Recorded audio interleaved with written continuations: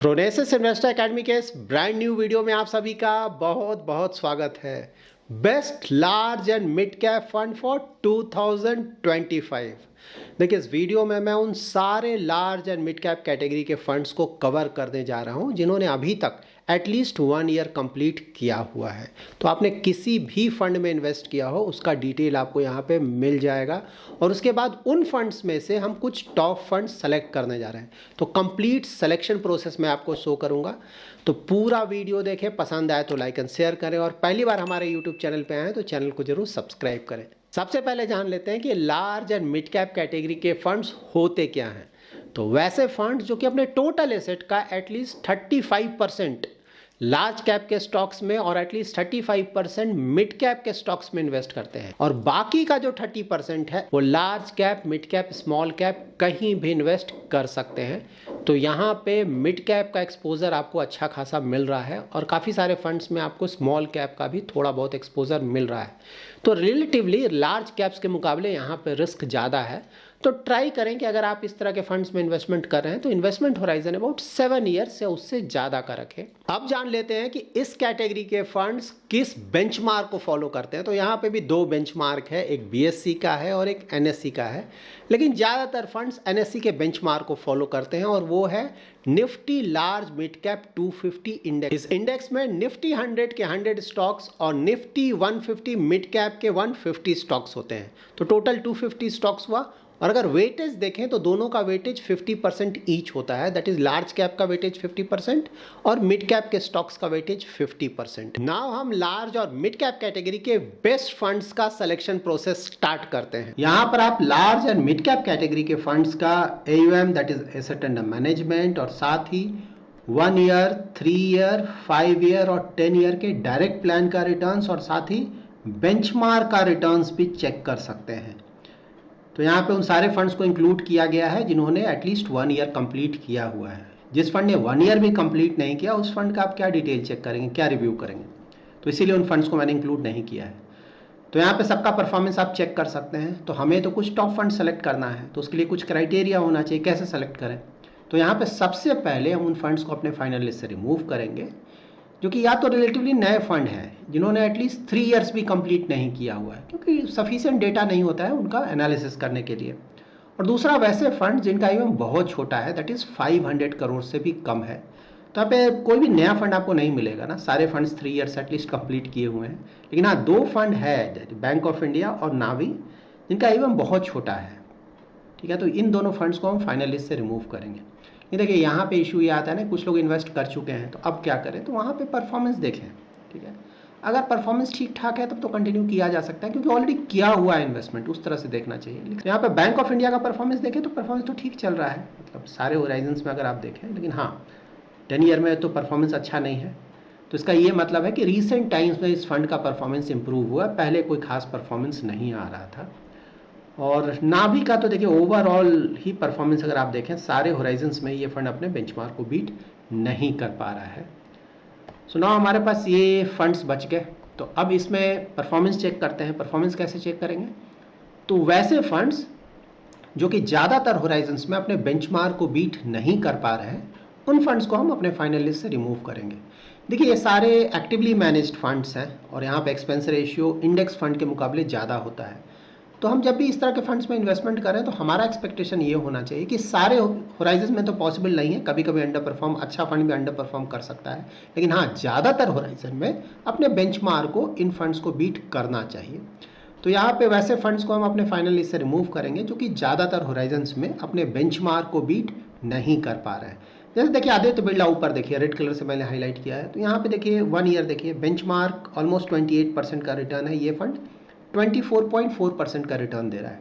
उसी तरह से 3 ईयर में देखिए कितना ज़्यादा अंडर परफॉर्मेंस है, ये 20%, ये सिर्फ 12% दे रहा है। 5 ईयर देखिए, 10 ईयर, सभी होराइजन्स में अंडर परफॉर्मेंस है, तो बहुत ज़्यादा अंडर परफॉर्मेंस है इस फंड का। फ्रैंकलिन देखिए 1 ईयर में तो परफॉर्मेंस इंप्रूव हुआ है, लेकिन उससे पहले देखिए 3 ईयर में कितना ज़्यादा अंडर परफॉर्मेंस, और सारे होराइजन्स में बीट नहीं कर पा रहा है बाकी के। LIC देखिए, LIC अगेन 1 ईयर का तो परफॉर्मेंस ठीक आया है फिलहाल, लेकिन पहले अंडर परफॉर्मेंस है। उसी तरह से टाटा को देखिए, सारे होराइजन्स में बीट नहीं कर पा रहा है। यूनियन सारे होराइजन पे बीट नहीं कर पा रहा है। यहाँ पे कुछ और फंड्स हैं जिन्हें मैंने दूसरे कलर से हाईलाइट किया और उन्हें भी मैं फाइनल लिस्ट से रिमूव करूंगा, लाइक महिंद्रा मनुलाइफ। देखिए ये दोनों होराइजन में बेंचमार्क को बीट नहीं कर पा रहा है, लेकिन मैंने इसे रेड कलर से हाईलाइट नहीं किया। क्यों नहीं किया कि देखिए बेंचमार्क के आसपास ये रिटर्न है, मतलब ऐसा नहीं कि कोई बहुत ज़्यादा अंडर परफॉर्मेंस है। तो ये फंड अगर एक साल भी थोड़ा बहुत अच्छा खासा परफॉर्मेंस देगा तो सारे होराइजन्स में बेंचमार्क को बीट कर पाएगा। तो ये डिफरेंस है, ये हमें समझना होगा। अगर कोई फंड बेंचमार्क के आसपास ये रिटर्न दे रहा है तो आइडियली उस तरह के फंड को हमें थोड़ा और टाइम देना चाहिए।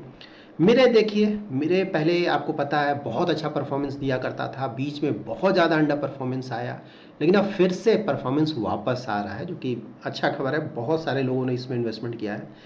तो देखिए अभी भी देखें तो ज़्यादातर होराइजन्स में बीट नहीं कर पा रहा है, लेकिन हाँ अगर आप परफॉर्मेंस देखें तो पहले के मुकाबले बहुत ज़्यादा रिकवरी आया है। और इसी तरह का अगर ये परफॉर्मेंस कंटिन्यू करते हैं तो मोस्टली नेक्स्ट फ्यू मंथ्स में देखेंगे कि शायद ये, कि देखिए गारंटी तो किसी चीज़ की नहीं है, लेकिन हाँ उम्मीद किया जा सकता है कि ये अपने बेंचमार्क को आने वाले अगले कुछ महीनों के बाद शायद बीट कर पाएंगे। लेकिन हाँ फिलहाल तो परफॉर्मेंस उतना अच्छा नहीं है, क्योंकि हमें टॉप फंड सेलेक्ट करना है, तो इस फंड को हम अपने फाइनल लिस्ट से रिमूव कर रहे हैं। उसी तरह से निपॉन इंडिया भी देखिए ना, 1 ईयर 3 ईयर में तो बहुत अच्छा परफॉर्मेंस है, लेकिन हाँ 5 ईयर 10 ईयर में अंडर परफॉर्मेंस है। तो इस फंड को भी मैं खराब फंड नहीं बोल रहा हूँ, ठीक है। लेकिन हाँ टॉप फंड में फिलहाल ये फंड इंक्लूड नहीं किया जाएगा, लेकिन फंड का परफॉर्मेंस फिलहाल बुरा नहीं है। उसी तरह से सुंदरम भी अगर आप देखें 1 ईयर में तो परफॉर्मेंस ठीक है, और बाकी के होराइजन्स में देखें तो बेंचमार्क के आसपास ही रिटर्न है ना, कोई बहुत ज़्यादा अंडर परफॉर्मेंस नहीं है। तो ये फंड भी ऑफकोर्स हम निकाल रहे हैं, लेकिन बुरा फंड इस फंड को हम नहीं बोलेंगे। देखिए हटाना तो पड़ेगा ना, क्योंकि हमें टॉप फंड सेलेक्ट करना है। उसके बाद नेक्स्ट फंड्स को देखते हैं, तो ये कुछ फंड्स बच गए।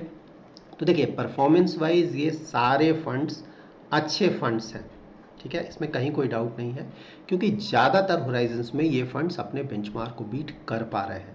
तो अगर किसी के पोर्टफोलियो में है इस तरह के फंड्स, तो इन फंड्स को अच्छा माना जाएगा, क्योंकि यही बेंचमार्क को अगर बीट करें तो अच्छे फंड्स हैं। लेकिन हाँ इसमें से भी कुछ फंड्स हैं जो कि बहुत अच्छा परफॉर्मेंस कर रहे हैं, ठीक है।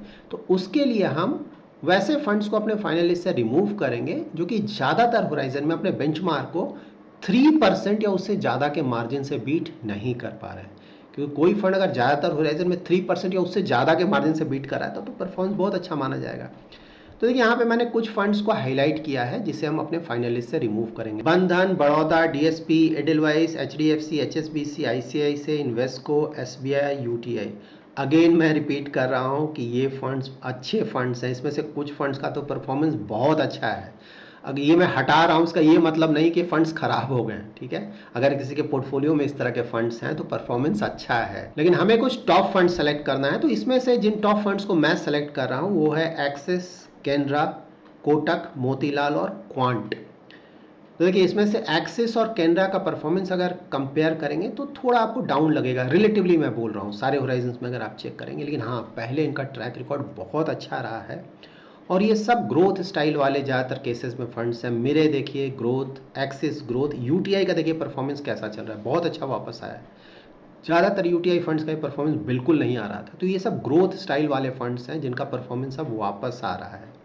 लाइक देखिए ना, एक्सिस का 3 ईयर का देखिए परफॉर्मेंस अंडर परफॉर्मेंस है ना, लेकिन अब ये वापस आया, कम बैक किया है। केनरा का भी देखिए अंडर परफॉर्मेंस था 3 ईयर में, लेकिन कम बैक कर रहा है। तो ये सब पुराने फंड्स हैं जिनका ट्रैक रिकॉर्ड अच्छा रहा है और ये कम बैक कर रहे हैं। ग्रोथ स्टाइल ऑफ इन्वेस्टिंग मैंने आपको बताया था, दिसंबर जैन तक आपको इनके परफॉर्मेंस में टर्न अराउंड दिखने लगेगा।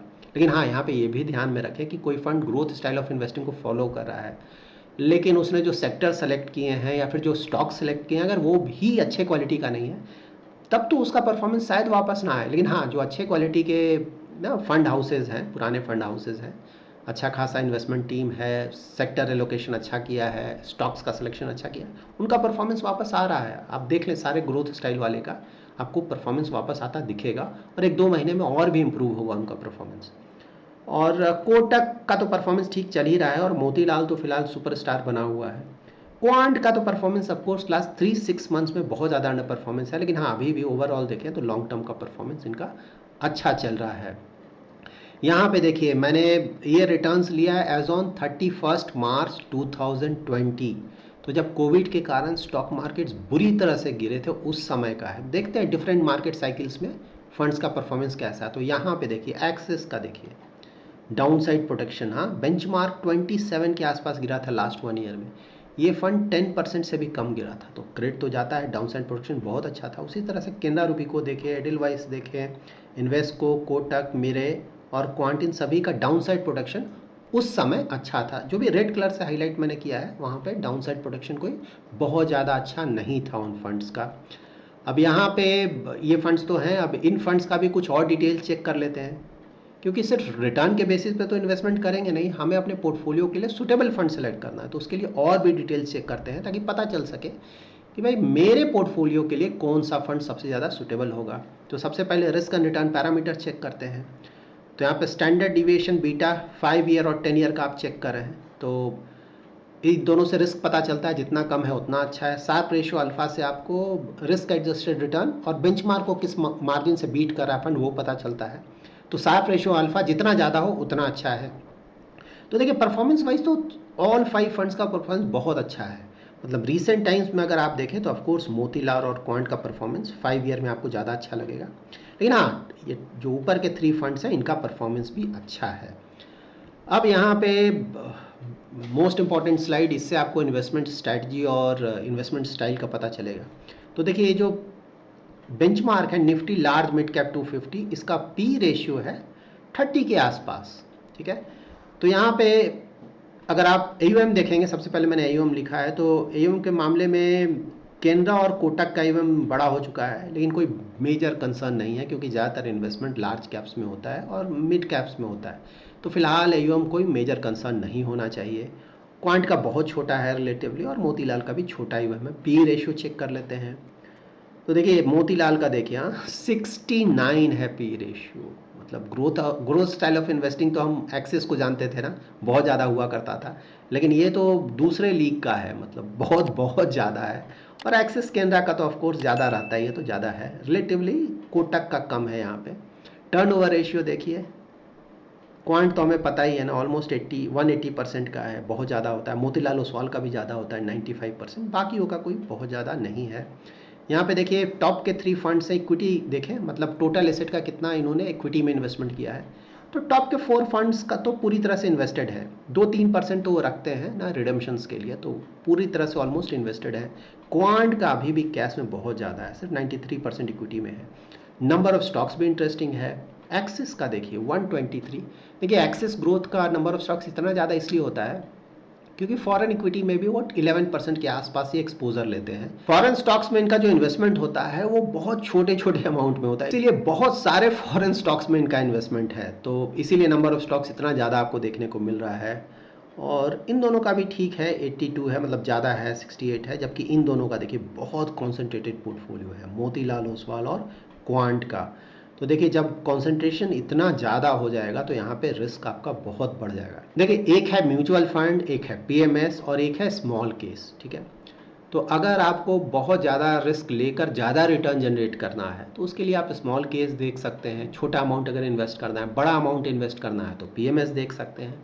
म्यूचुअल फंड्स में जनरली हम जाते हैं जब ऑफकोर्स रिटर्न तो चाहिए लेकिन रिस्क भी थोड़ा कम चाहिए, ठीक है। थोड़ा कम रिस्क लेकर थोड़ा कम रिटर्न, जनरली म्यूचुअल फंड में इन्वेस्टमेंट करने का यही तरीका है, इसी सोच के साथ हम करते हैं, ठीक है। तो यहाँ पे अगर नंबर ऑफ स्टॉक्स थोड़ा ज़्यादा होगा तो ज़्यादा अच्छा है, क्योंकि 29-30 वाले जो स्टॉक्स है ना, यहाँ पे मोस्टली वो स्मॉल केस बन गया या फिर PMS की तरह आपका पोर्टफोलियो बन गया।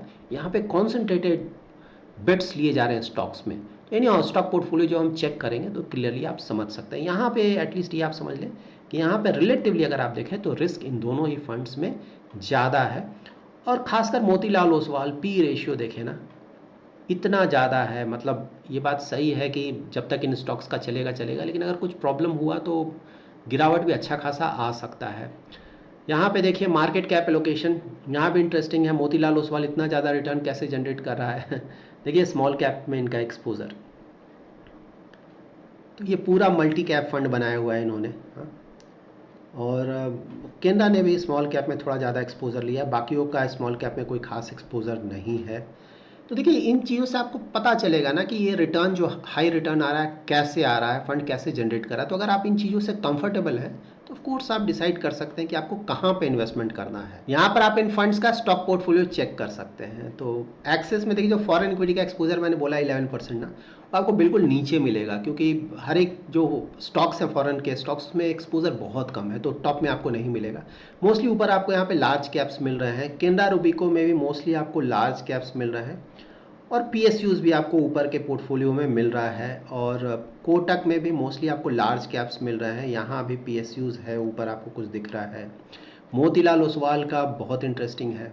यहाँ टॉप होल्डिंग्स में देखिए कितना ज़्यादा एक्सपोजर लिया गया है, और खासकर तब जब इन सारे स्टॉक्स का अगर आप price to earning ratio check करेंगे तो बहुत बहुत ज़्यादा है। तो देखिए स्टॉक्स, ये जो कंपनीज हैं, परफॉर्मेंस अच्छा चल रहा है, ठीक है, तो उसमें कहीं कोई इशू नहीं है, और ज़्यादातर पोर्टफोलियोज़ में आपको ये मिलेंगे भी ये स्टॉक्स।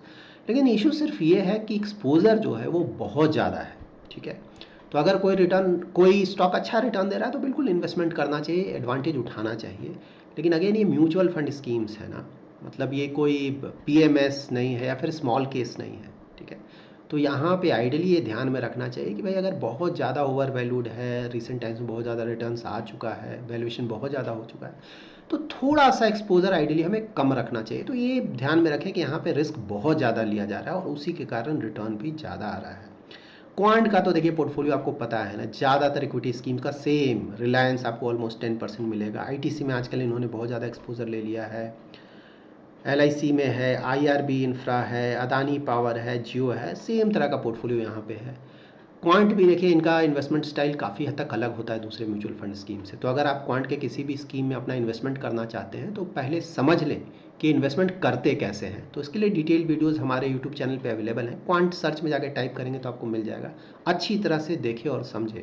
देखिए क्वांट का जो भी रिटर्न्स मोस्टली ज़्यादातर आया है ना, वो बुल रन में आया था, कोविड के बाद से। बहुत ज़्यादा रिस्क लिया, बहुत ज़्यादा रिटर्न जनरेट किया, और उस समय भी हम लोगों ने ये बोला था कि जब मार्केट गिरेगा या वोलाटाइल होगा उस समय असल टेस्ट होगा कि उस समय ये फंड कैसा देता है। तो देखिए फ्रंट फुट पे खेलने वाला ये फंड है ना, मतलब आगे बढ़कर वो 6 लगा रहा था, लेकिन अब मार्केट बिल्कुल अलग हो गया, बदल गया। तो अब ये बिल्कुल ही बैक फुट पर चलकर डिफेंसिव खेल रहा है ना। कैश का होल्डिंग बहुत ज़्यादा है, लार्ज कैप्स में एक्सपोजर बहुत ज़्यादा रख लिया है। तो परफॉर्मेंस लास्ट 3-6 मंथ्स में बुरी तरह से हिट हो रहा है। लेकिन हाँ, ये बात बिल्कुल सही है कि भाई 3-4 ईयर्स में रिटर्न तो अच्छा दिया है, और 3 to 6 मंथ्स के अंडर परफॉर्मेंस के बेसिस पे किसी भी फंड को हम जज नहीं कर सकते। आइडियली हमें थोड़ा और टाइम देना चाहिए। देखते हैं जब मार्केट यहाँ से थोड़ा रिकवर करता है उस समय ये इन फंड्स का परफॉर्मेंस कैसा रहता है। तो that's it in this video. अगर आपको ये वीडियो पसंद आया है तो जरूर लाइक एंड शेयर करें। पहली बार हमारे यूट्यूब चैनल पे आए हैं तो चैनल को जरूर सब्सक्राइब करें। Thanks lot for watching.